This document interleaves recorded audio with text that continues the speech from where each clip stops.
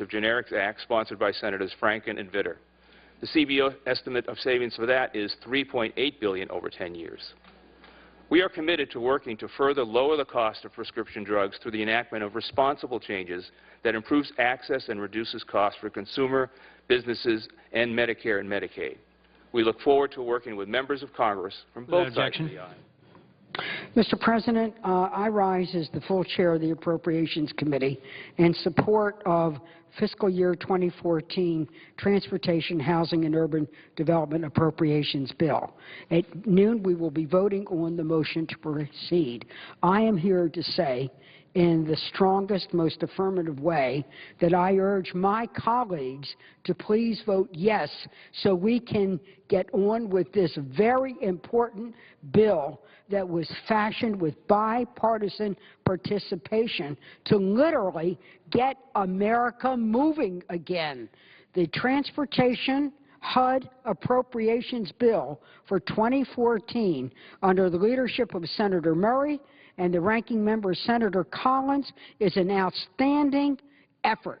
It shows what bipartisan consensus is and focusing on two things, America's infrastructure and transportation and meeting compelling human need in housing and urban development, both of which contribute to creating jobs in the United States of America. This isn't a bill where jobs will be on a slow boat to China or a fast track to Mexico. It puts America on the right track to meet these needs in transportation. There's a very good reason that we need this bill. The American Civil Engineers Society says the need for physical infrastructure for our country is piling up. Steel rust, asphalt wears out, buildings need to be repaired and maintained. It's not politics, it's physics. We have to make investments today so that our nation can grow. We still have an unemployment rate of over 7%. So how do we get America moving? Public investments that create private sector jobs. That's what we like about transportation. This bill, under the leadership of Murray and Collins, includes federal aviation. That's a word for airports. The Federal Highway Administration, in which we need to build and repair. Amtrak, and also the National Transportation Safety Board. When there is an accident, they are on the job finding out what the problems are. This bill keeps America moving on land, sea, and in the air, but most of all, it's about bread and butter issues. It meets real needs and real times for our community, building roads and building community. This is why also I'm a strong supporter of the housing and urban development aspects in this bill. The presiding officer knows of my social work background. I know of his as a county executive, working hand in hand with the people and the needs of the people of the Delmarva Peninsula. And we know that there's prosperity and pockets of poverty. This bill, through the Community Development Block Grant, helps meet these compelling needs. Again, local needs decided by local leaders in real time today. And it also meets our needs for the elderly and for the disabled. The Senate bill provides an allocation under my leadership of $54 billion in discretionary spending. This is in sharp contrast to the House bill, which provides $10 billion less than the Senate. The House allocation fails to provide those resources in transportation. Senators Murray and Collins will go into that in more detail. But what I wanted to be able to say is that under my leadership as the full committee chair, my subcommittees have marked up at the budget agreement, budget bill passed under Senator Murray's leadership, chairing the Budget Committee, where we marked up at a top line of $1.058 trillion. People go, oh my God, $1 trillion. Well, remember, $600 billion goes to defense. $400 billion comes to domestic needs. And if ever there were domestic needs, it's in our physical infrastructure and meeting the tattered, worn, aspects of our community. There's a much greater debate going on in our country now because of the Trayvon Zimmerman situation. A debate has begun, really, under our President's encouragement, on race, ethnicity, other aspects here. Well, what we need to do is being able to take stock of ourselves. Take stock of ourselves, how we treat one another, how we view one another. Do we view one another as enemies consistently? And do we view them on street corners or in communities?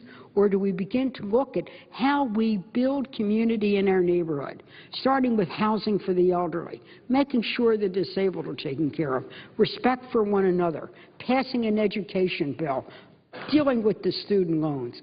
This bill here will put Americans to work, and it will also meet our compelling needs. And we can do it in a way that shows that we can do smart spending to accomplish national goals. I, too, want to reduce the public debt of the United States, but I'm going to lower our unemployment rate.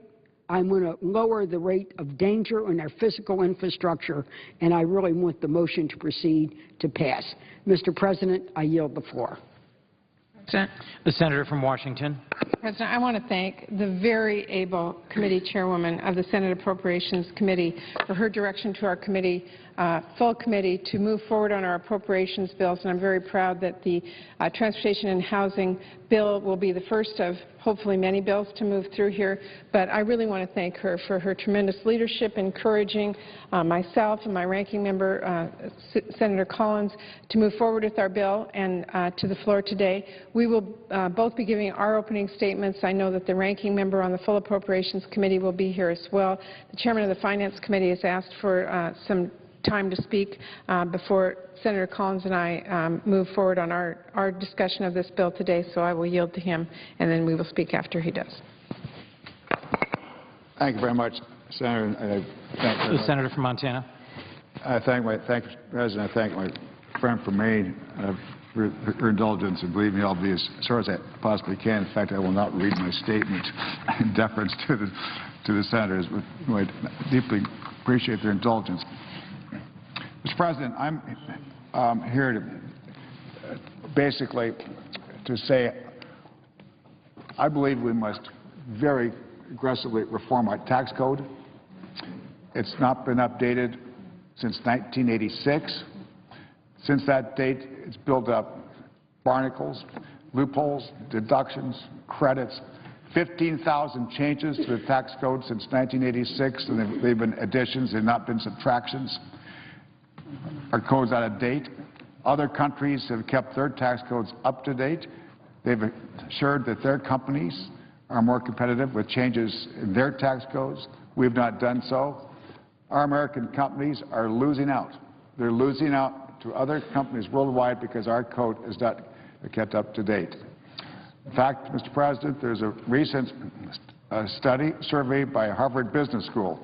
Harvard Business School surveyed over 10,000 of its graduates over a short period of time. And the conclusion of that survey, those responded, are that America is starting to lose its competitiveness. We're losing out. Why? Many reasons. But the one that bubbled up the most, the one that was most telling, is our tax code. Two reasons. One, they said, is the high rates. Our tax code, top rate, 35% for corporations, is much higher than is the rate for other companies worldwide. Other countries have lowered their top corporate rate. We have not lowered ours. As a consequence, whenever there's a merger, the consequence is that the headquarters ends up in another country, very simply because the tax rate in that country is lower than it is in the United States. Anheuser-InBev merger was one of many, many examples.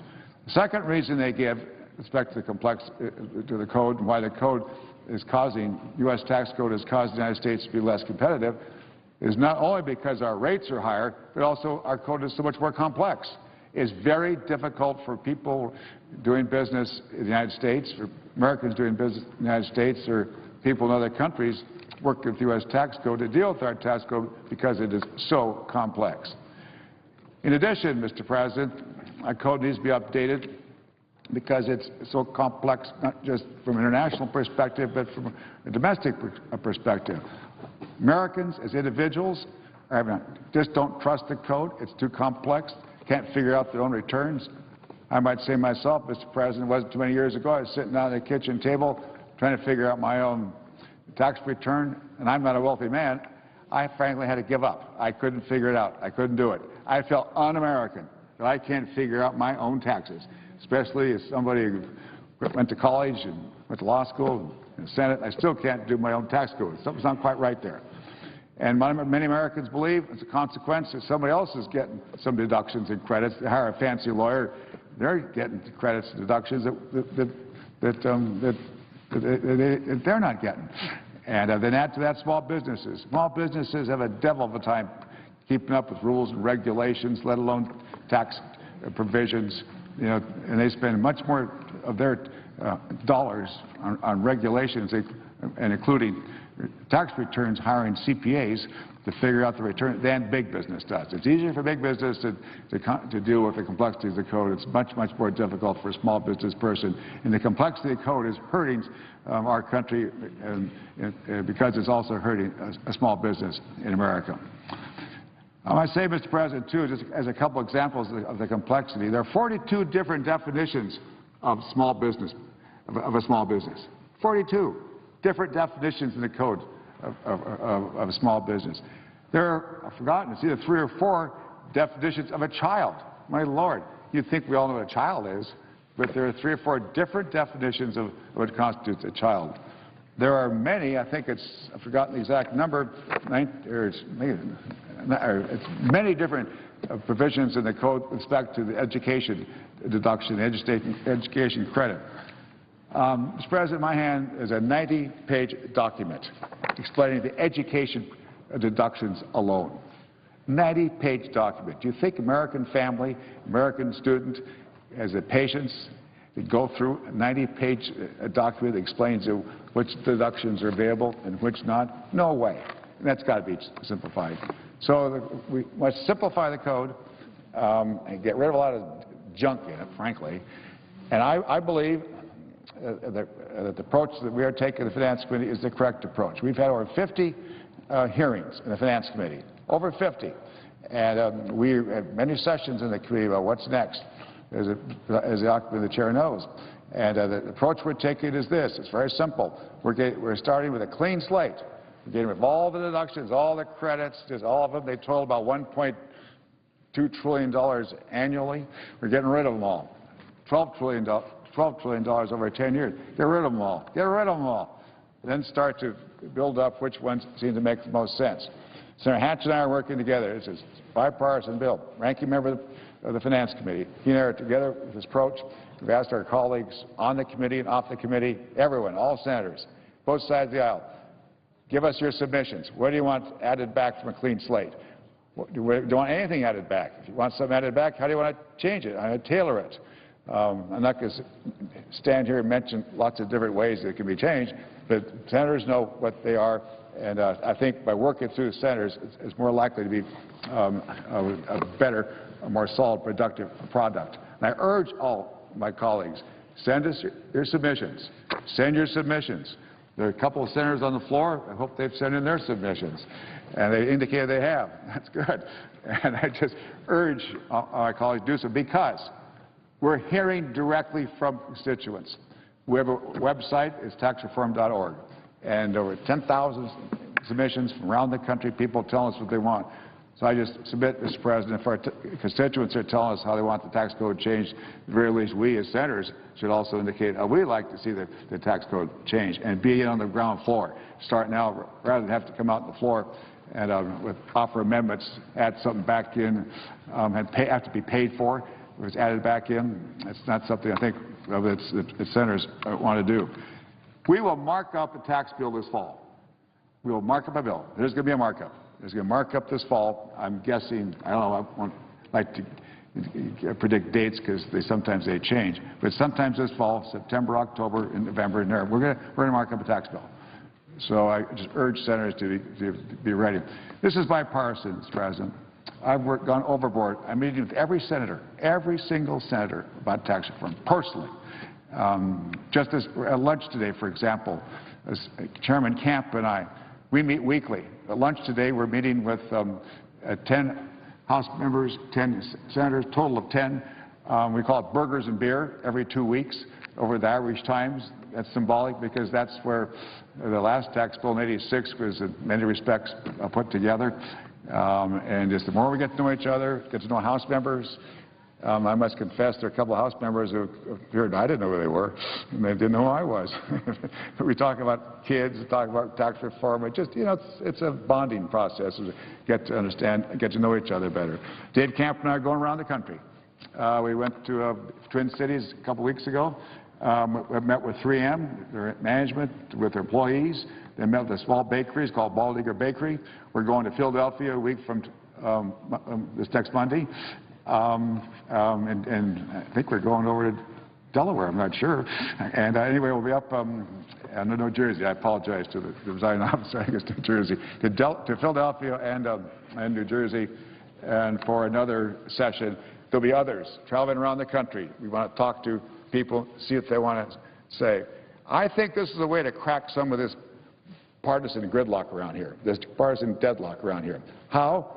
By just working together, low-key, build from the bottom to top up, with these sessions, these meetings, these discussions, and just keep talking, because we all know that the tax code needs to be reformed. It is way dated. It's out of date. Small example is all the tax-exempt provisions of 501c4s and 3s and so forth. It hasn't been addressed since for over 50 years. And all the money since Citizens United has gone into those tax exempts, trying to find a safe home. That is where there's no disclosure of either donors or amounts. And that's got to be maybe addressed as well. That's just one example in addition to all the complexity. So my main point, Mr. President, is just to thank, or is first to indicate that there's going to mark up opportunity for senators to send their submissions in. The deadline is the end of this week, and I urge all my colleagues to do so. And finally, I'm very grateful for my friends from Maine and Washington for allowing me to take this time. Thanks so very much. Mr. President. The senator from Washington. Mr. President, I ask unanimous consent to speak for 10 minutes. Without objection. Mr. President, we spend far too much time here in the Senate scrambling to address short-term crises and far too little time really working to tackle the serious long-term challenges facing our nation. And that's why I am very pleased that the Senate will soon be considering the fiscal year 2014 Transportation, Housing, and Urban Development Appropriations Bill. This Transportation and Housing Bill received strong bipartisan support as it moved through the Appropriations Committee. It was reported out of subcommittee unanimously, and on June 27th, the members of the full committee voted 22-8 to report this bill here to the Senate. This bill received this strong bipartisan support because it helps families and communities, it gets workers back on the job, it is fiscally responsible, and it lays down a strong foundation for long-term and broad-based economic growth. Our transportation and housing bill is very different from the one that is moving through the House of Representatives right now, which passed out of their committee on a strict party line vote. The Senate bill funds the highly successful Tiger program to ensure support for transportation projects of national or regional significance. The House bill zeroes that funding out and even takes away Tiger funding provided for this current year. The Senate bill provides $500 million to make necessary repairs to our nation's bridges, when 1 in 4 bridges today across the country is classified as deficient. The House bill does not provide that critical funding. Our bipartisan Senate bill fully funds the Essential Air Service program. The House bill kicks communities out of the program and then shortchanges the program. On this side, our bill protects investments in our aviation infrastructure, while the House bill cuts spending we need to maintain and modernize the air traffic system by more than $500 million to the lowest level since fiscal year 2000, more than a decade ago now. The Senate bill maintains funding for the CDBG and home programs, while the House bill proposes to cut both to their lowest levels ever. It preserves the federal commitment to the mostly elderly and disabled tenants of public housing and Section 8 project-based housing, while the intentional short funding of both programs in the House bill would ultimately lead to their demise. The House bill falls short in these and many other areas because its investment level is simply unsustainable. It is even lower than sequestration levels, and without adequate resources to fund core transportation and housing programs, it cuts deeply and broadly, and very few programs escape the axe. Mr. President, the approach taken by the House should concern all of us, because this isn't about politics. It is about our country. Investing in our infrastructure is something that brings together the U.S. Chamber of Commerce, major labor groups like the AFL-CIO, and economists and policy experts across the entire political spectrum. Because as any business owner will tell you, no matter how challenging the current environment is, you never want to cut the investments that allow you to compete and prosper once that crisis ends. There are plenty of independent assessments showing that right now, as a country, we are not investing enough in our aging infrastructure, and none suggesting we invest too much. The fact is that if we slash our investments in infrastructure, we aren't really saving any money at all. We're just making things worse. We are weakening our basis for private investment and economic growth. We are putting public safety at risk, and we are allowing congestion to continue taxing families with painfully long commutes, long waits at airports, and health-threatening pollution.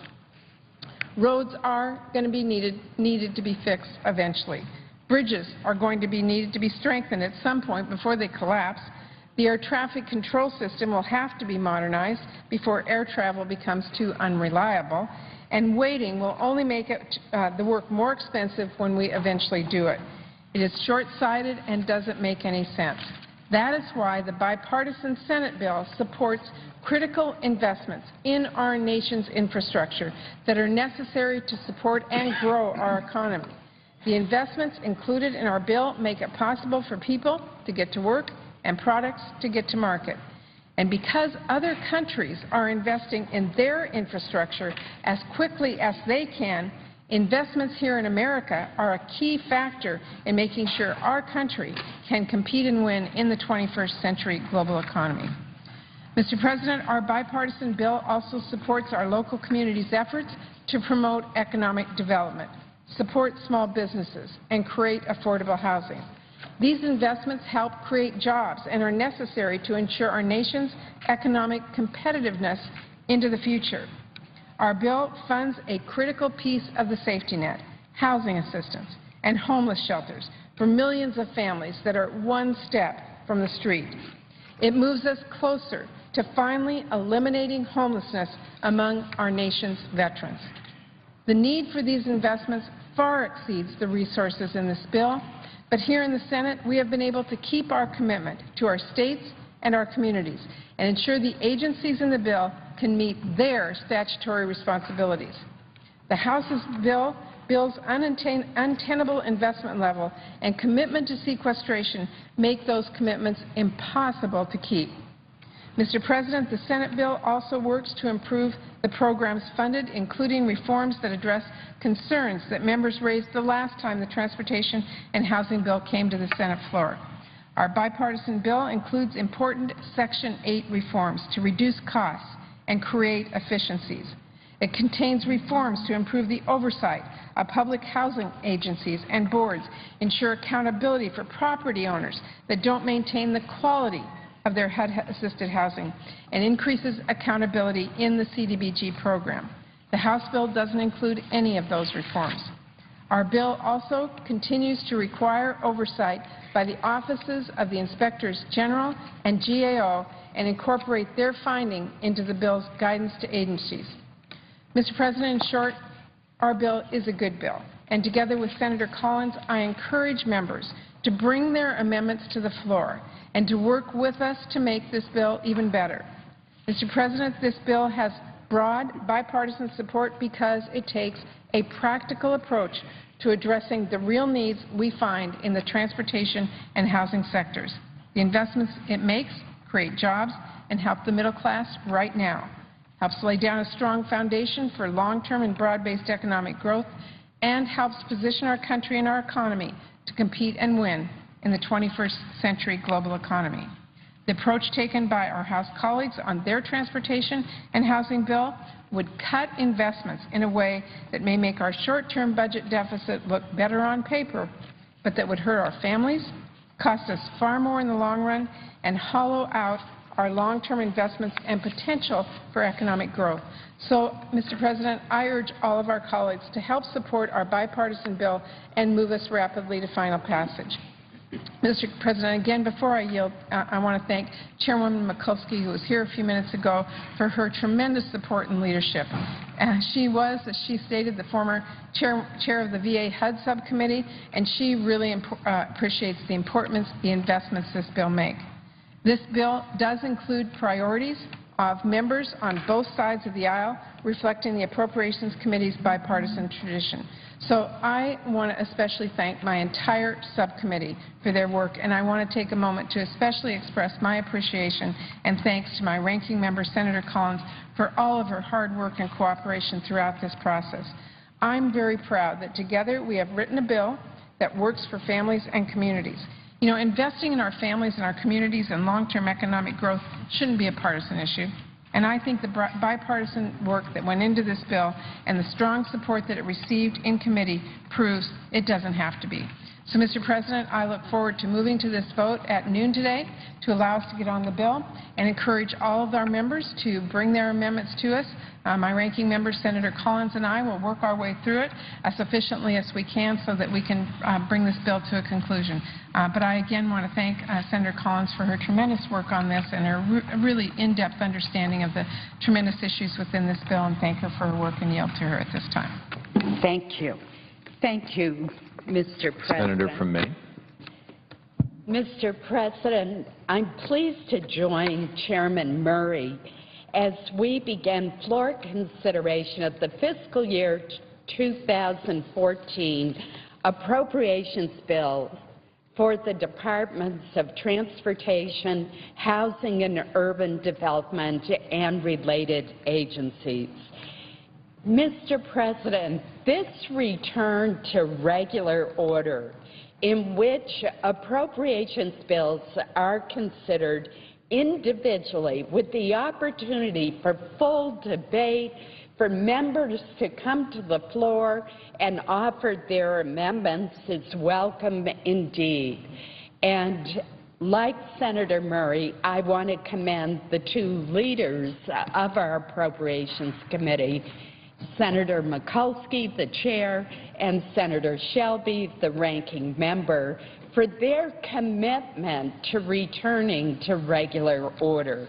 We simply must stop the irresponsible practice of waiting until the 11th hour and then producing a bundled bill totaling thousands of pages with little or no opportunity for truly careful deliberation and debate. I want to thank our subcommittee chairman for working very closely with me to craft this bipartisan bill. She has been a tremendous leader of our subcommittee and has operated in a way that has been completely bipartisan. This bill makes responsible investments in transportation and economic development and includes input and priorities from members from both sides of the aisle. We listened to the concerns of our members, and the bill was approved by a bipartisan vote of 22-8 in committee. The fact is, Mr. President, the Transportation and Housing Appropriations Bill has a long tradition of bipartisan support. Every senator has unmet transportation and housing needs in his or her home state, from crumbling roads and bridges to economic development needs, to a growing population of low-income families, elderly and disabled individuals who need our help. According to the American Society of Civil Engineers, the condition of our nation's infrastructure remains poor. Our roads, airports, and transit systems received a grade of D, while our bridges, ports, and rail systems received only a C. In fact, in my state of Maine, the roads and bridges are among the worst in the nation's rural transportation network. And this matters, Mr. President, because we need efficient and safe transportation networks to move our people around the country and to move our products to market. The bill before us does not begin to solve all of our nation's transportation and housing woes. We simply do not have the money to do that.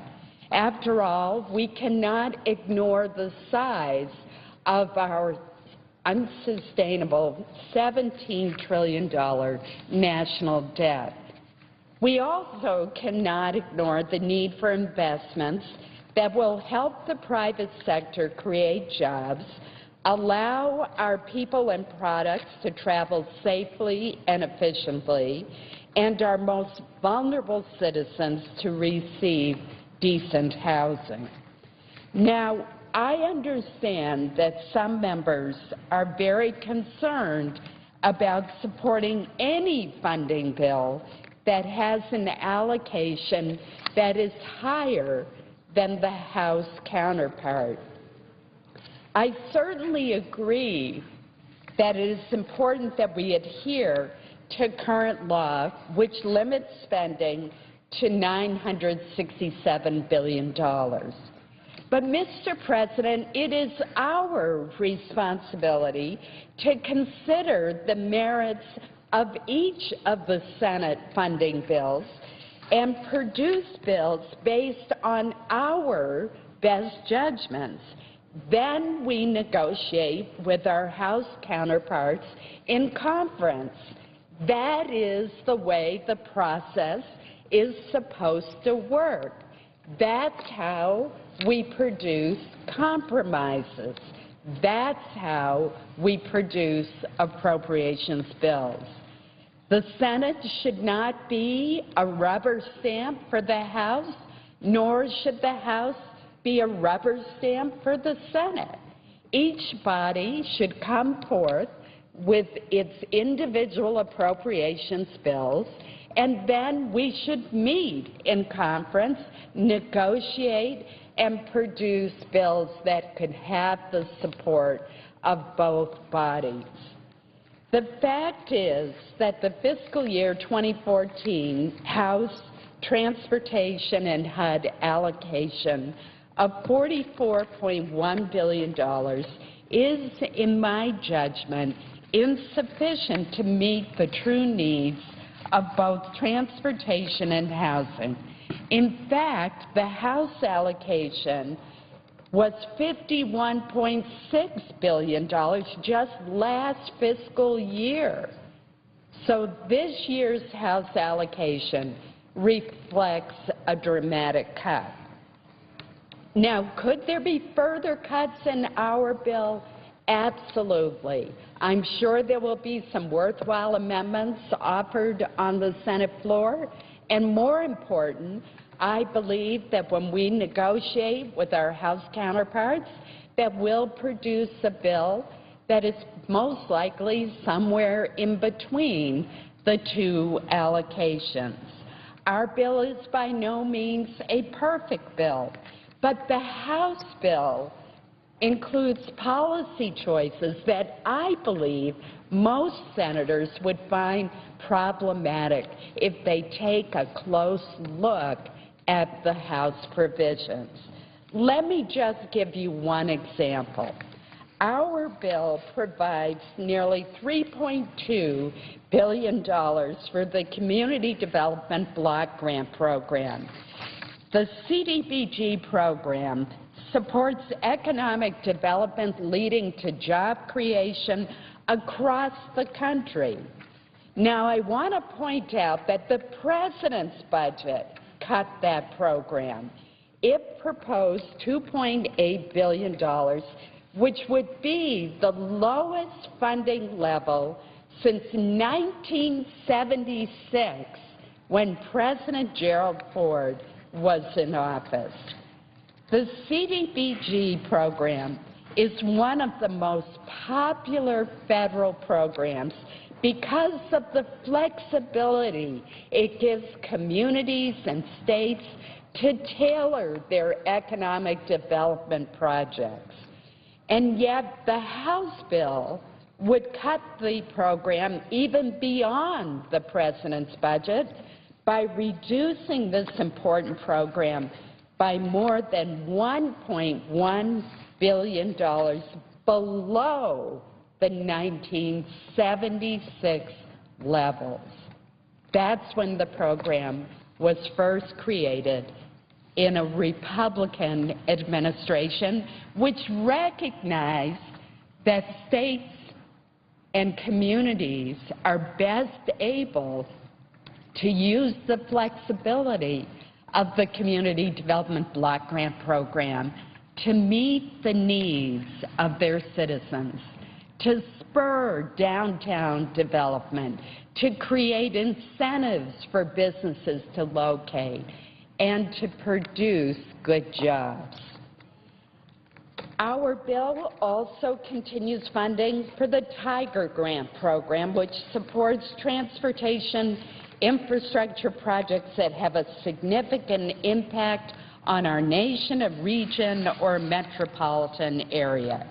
The House bill not only eliminates this program, but also rescinds funding for the current fiscal year by 50%. That means that a round of grants that are just about to be funded could not go through. For aviation programs, our bill provides sufficient funding to ensure that the next-gen modernization efforts will continue to improve the efficiency, safety, and capacity of our aviation system. With the lower funding levels as proposed by the House, here's the irony. We would simply end up paying more in the long term than we would now by providing the funding when it is needed. So this program isn't a matter of whether or not we need it, it's when are we going to fund it. And funding it now, as we have been doing year after year in an incremental way, allows the next-gen program for aviation to stay on track, and it will end up costing less than if we cut the funding and stretch it out over many more years. Our bill also includes $1.4 billion for Amtrak, while the House bill provides only $950 million. But in no way is the Senate funding extravagant. In fact, it is nearly $1.2 billion less than the administration's request for Amtrak, and it avoids gimmicks that the Obama administration used in this account. While the needs for Amtrak infrastructure far exceed what we were able to provide, our bill is a step in the right direction. Under the House proposal, Amtrak would be forced to consider cutting service, which could affect millions of passengers, diverting them to our already congested highways and busy airports. Mr. President, in reality, the overall resources provided in this bill are well below the level of investment that our nation's infrastructure requires, as the subcommittee chairman so correctly pointed out. Nevertheless, it would spur the creation by the private sector of good jobs now when they are needed most, and it would establish the foundations for future economic growth. Just as important to our economic future, however, is reining in federal spending. Getting our national debt under control must be a priority government-wide. In setting priorities for the coming year, this bill strikes the right balance between thoughtful investment and fiscal restraint.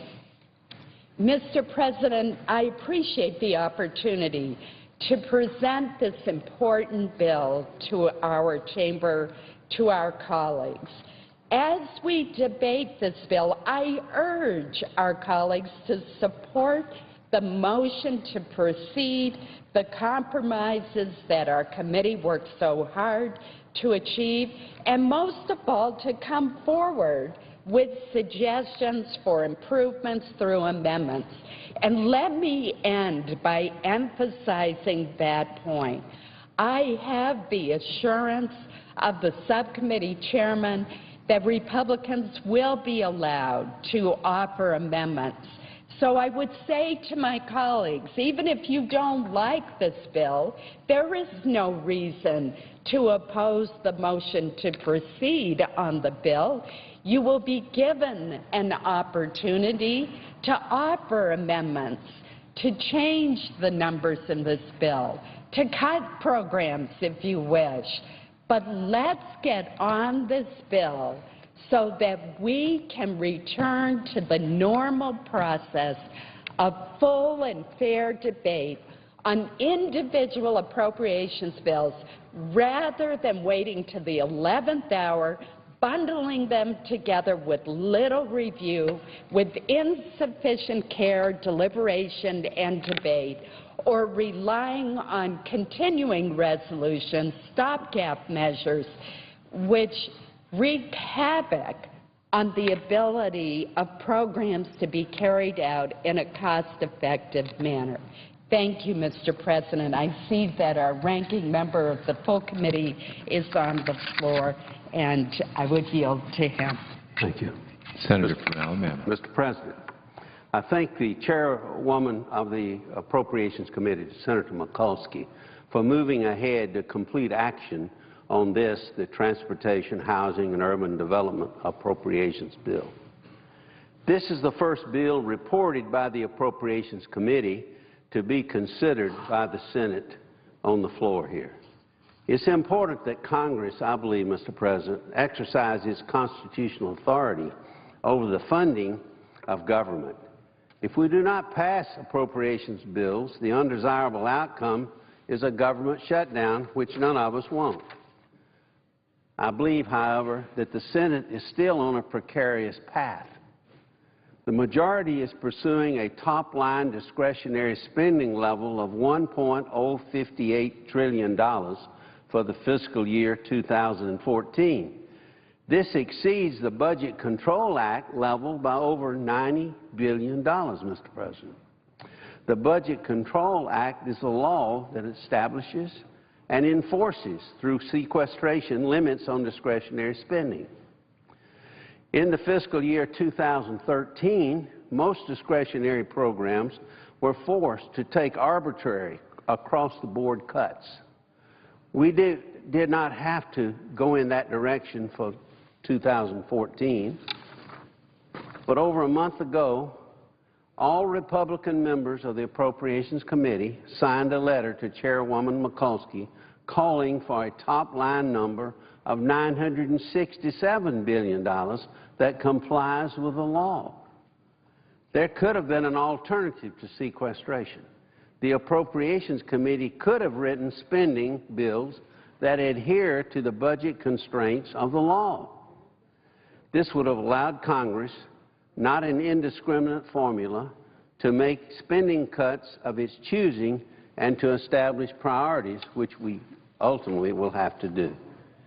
This level would have also given Senate and House appropriators a better chance to conference individual bills.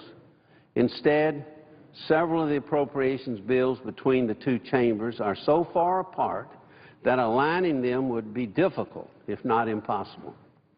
Regrettably, Mr. President, because of this disagreement, the end game will probably be a continuing resolution.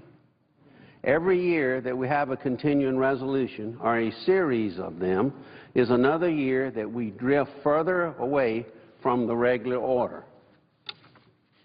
In addition, Mr. President, even a continuing resolution for 2014 based on this year's discretionary spending would require another sequester under the Budget Control Act. Given that direction we're headed, I will vote against all appropriation bills that adhere to a total of $1.058 trillion. It's not because the bills are entirely unworthy of support. That's not true. It's because they will ultimately lead us to a statutory dead end and erode the ability of Congress to control how the government is funded, as we've done before. Therefore, I intend to oppose the motion to proceed, not because I don't think the bill has merit, as I said, but because in many ways it does. I will oppose the motion to proceed because it will inevitably lead us once again to an impasse that will result in further continuing resolutions and take us further away from any semblance of regular order. Thank you, Mr. President. I yield the floor.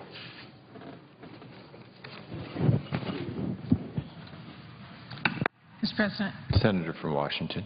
Mr. President, I have 14 unanimous consent requests for committees to meet during today's session of the Senate. They have the approval of the majority and minority leaders, and I ask unanimous consent these requests be agreed to and be printed in the record. Without objection.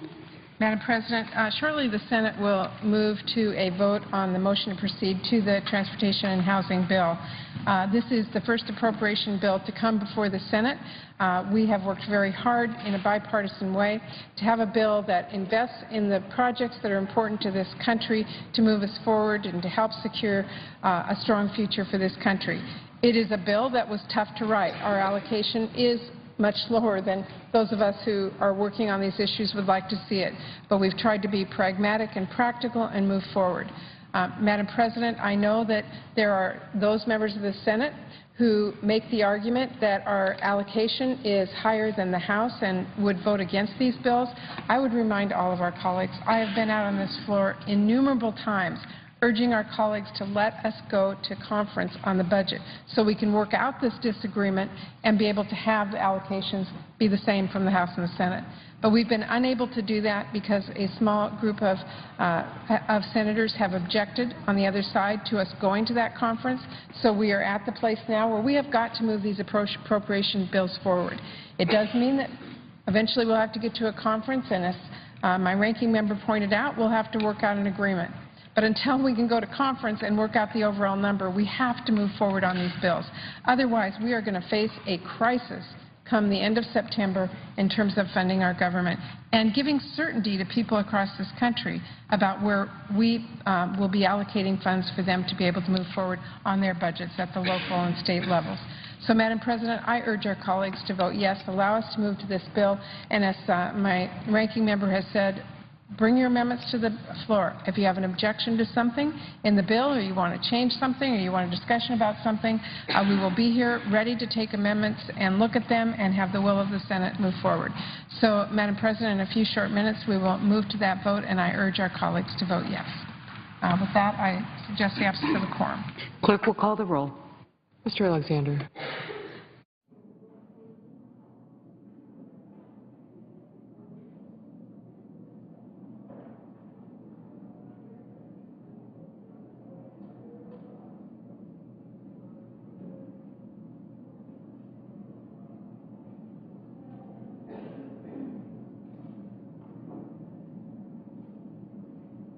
say aye.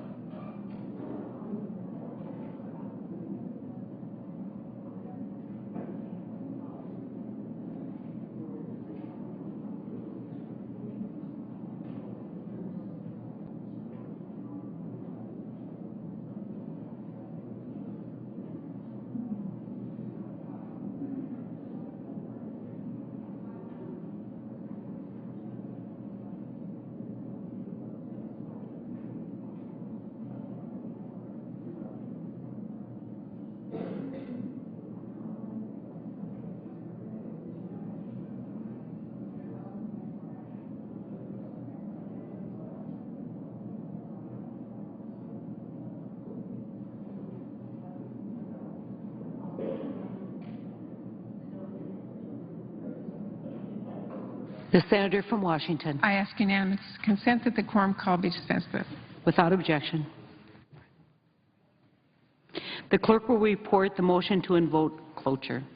Cloture motion. We, the undersigned senators, in accordance with the provisions of Rule 22 of the Standing Rules of the Senate, hereby move to bring to a close the debate on the motion to proceed to calendar number 99, S-1249, a bill making appropriations for the Department of Transportation and Housing and Urban Development and related agencies for the fiscal year ending September 30th, 2014, and for other purposes, signed by 18 senators.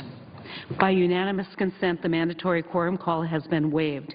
The question is it the sense of the Senate that debate on the motion to proceed to S-1243, an original bill making appropriations for the Departments of Transportation and Housing and Urban Development and related agencies for the fiscal year ending September 30, 2014, and for other purposes shall be brought to a close.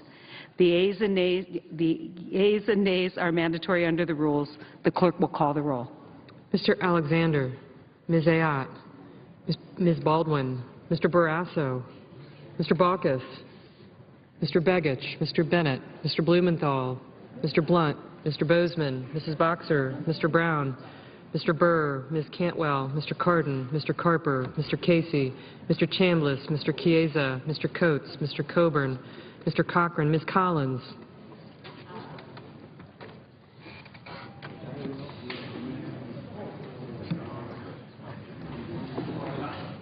Mr. Coons. Mr. Corker.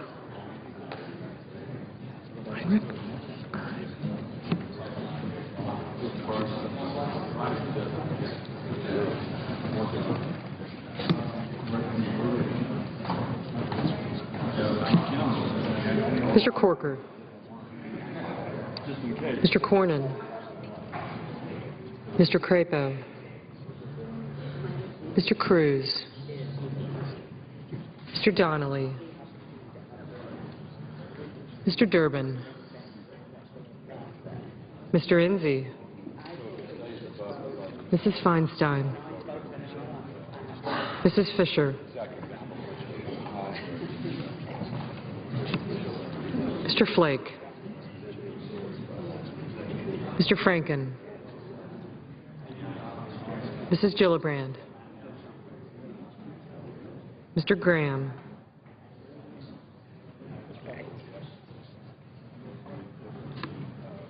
Mr. Grassley. Mrs. Hagan. Mr. Harkin. Mr. Hatch. Mr. Coates. Mr. Heinrich. Ms. Heitkamp. Mr. Heller. Ms. Hirono.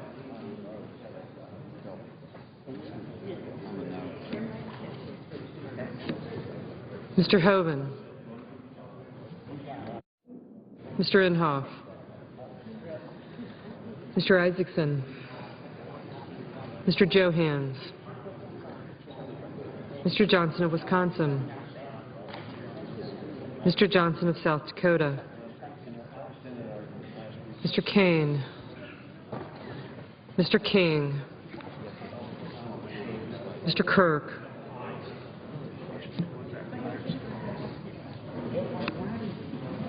Ms. Klobuchar. Ms. Landrieu.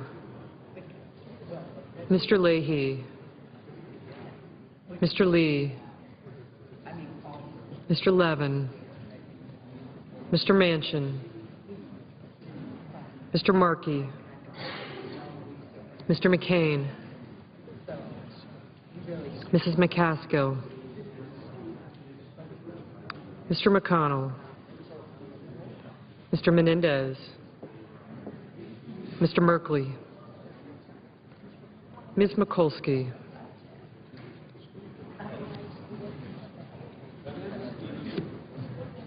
Mr. Moran. Ms. Murkowski. Mr. Murphy. Mrs. Murray. Mr. Nelson. Mr. Paul. Mr. Portman. Mr. Pryor. Mr. Reed of Rhode Island. Mr. Reed of Nevada. Mr. Resch. Mr. Roberts. Mr. Rockefeller. Mr. Rubio. Mr. Sanders. Mr. Schatz. Mr. Schumer. Mr. Scott. Mr. Sessions. Mrs. Shaheen. Mr. Shelby. Ms. Stabenow. Mr. Tester. Mr. Thune. Mr. Toomey. Mr. Udall of Colorado. Mr. Udall of New Mexico. Mr. Vitter. Mr. Warner. Ms. Warren. Mr. Whitehouse. Mr. Wicker. Mr. Wyden.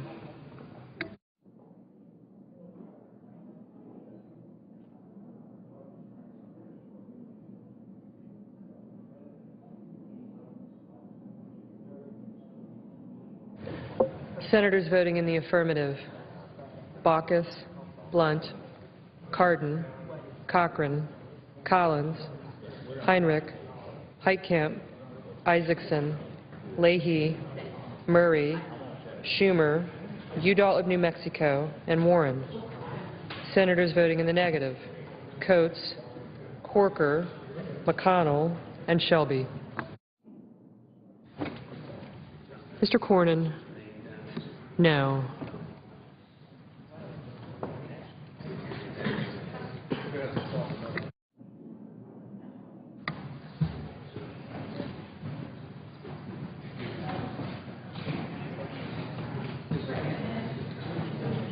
Mr. Brasso.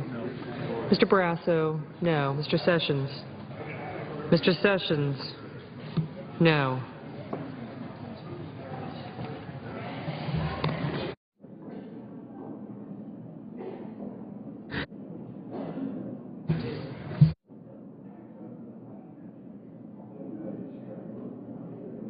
Mr. Bennett.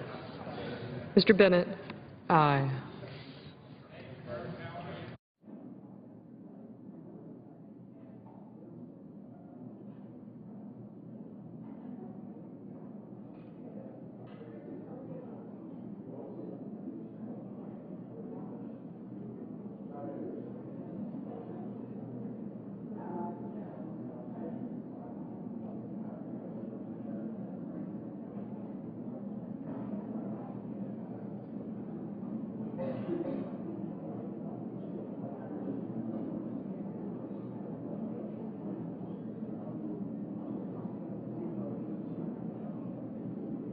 Ms. Cantwell.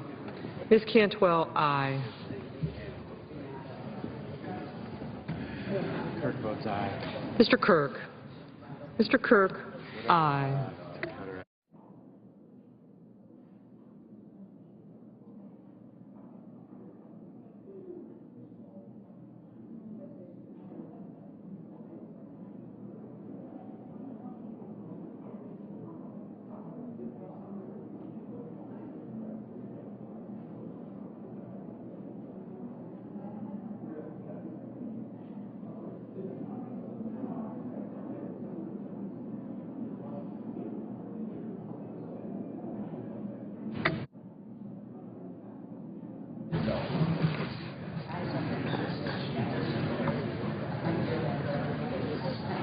Mr. Wyden.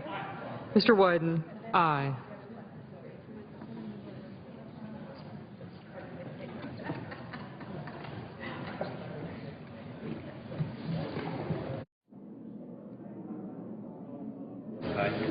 Mr. Inhofe. Mr. Inhofe, aye.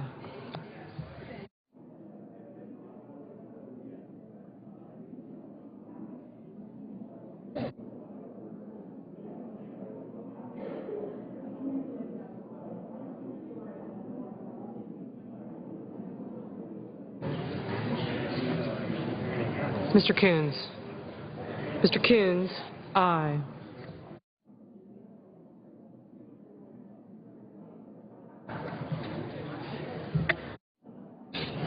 Mr. Warner, aye.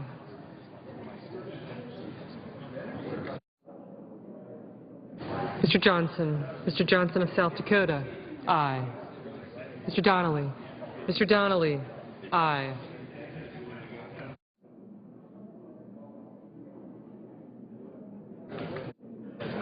Mrs. Gillibrand. Mrs. Gillibrand, aye.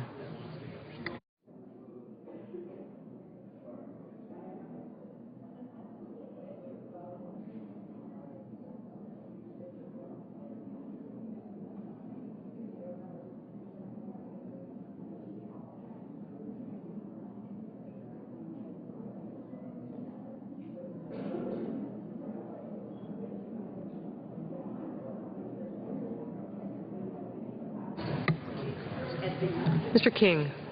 Mr. King. Aye.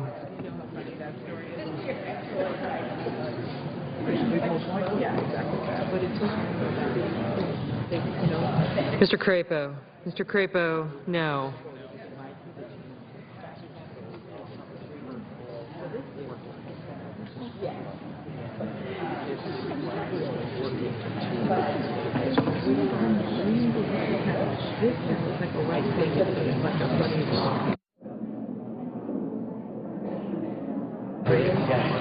Mr. Durbin. Mr. Durbin, aye.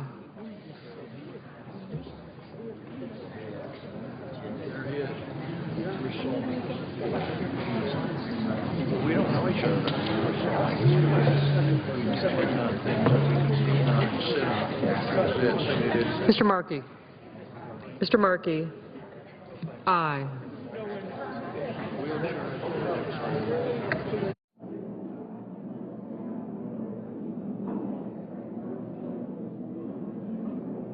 Mr. Vitter. Mr. Vitter, no.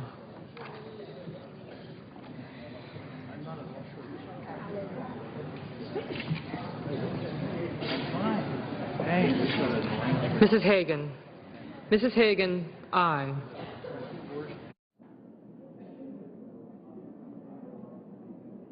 Mr. Sanders. Mr. Sanders, aye.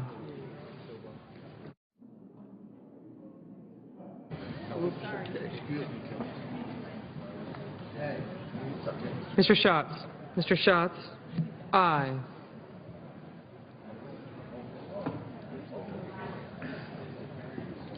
Mr. Kane. Mr. Kane, aye. Mr. Reed. Mr. Reed of Rhode Island, aye. Ms. Klobuchar. Ms. Klobuchar, aye. Ms. Hirono. Ms. Hirono, aye.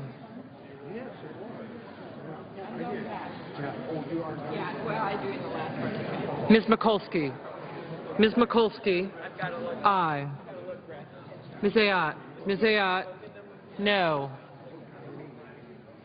Mr. Graham. Mr. Graham, no.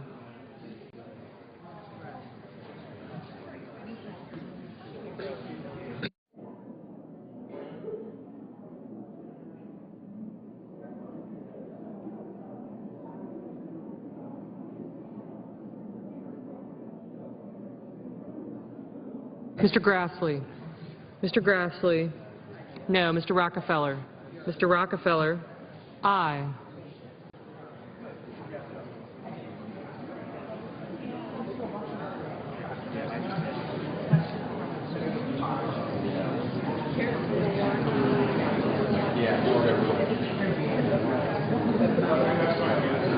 Mr. Franken.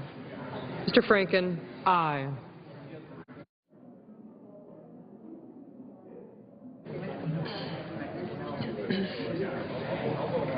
Mr. Whitehouse. Mr. Whitehouse, aye. Mrs. Shaheen. Mrs. Shaheen, aye. Mr. Johnson. Mr. Johnson, Wisconsin, aye.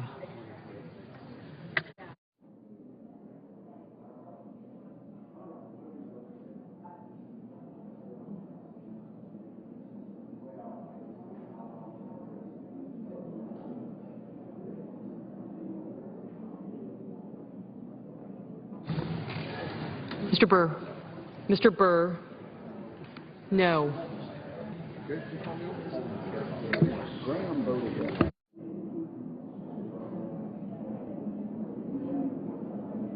Ms. Baldwin. Ms. Baldwin, aye. Mr. Alexander. Mr. Alexander, no.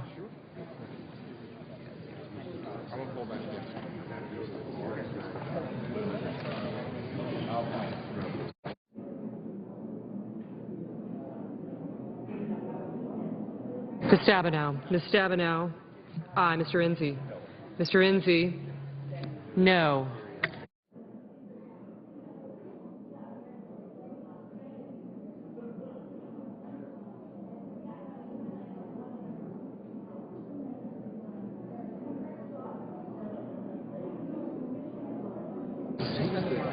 Mr. McCain.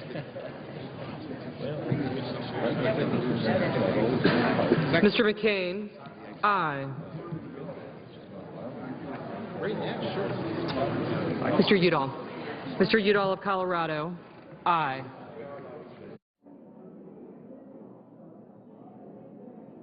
Mr. Harkin.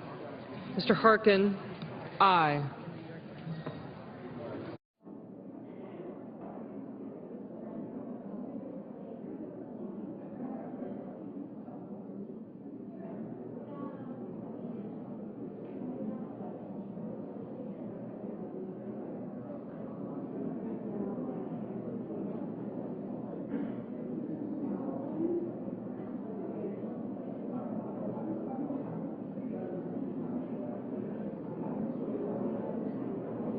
Mr. Menendez. Mr. Menendez, aye.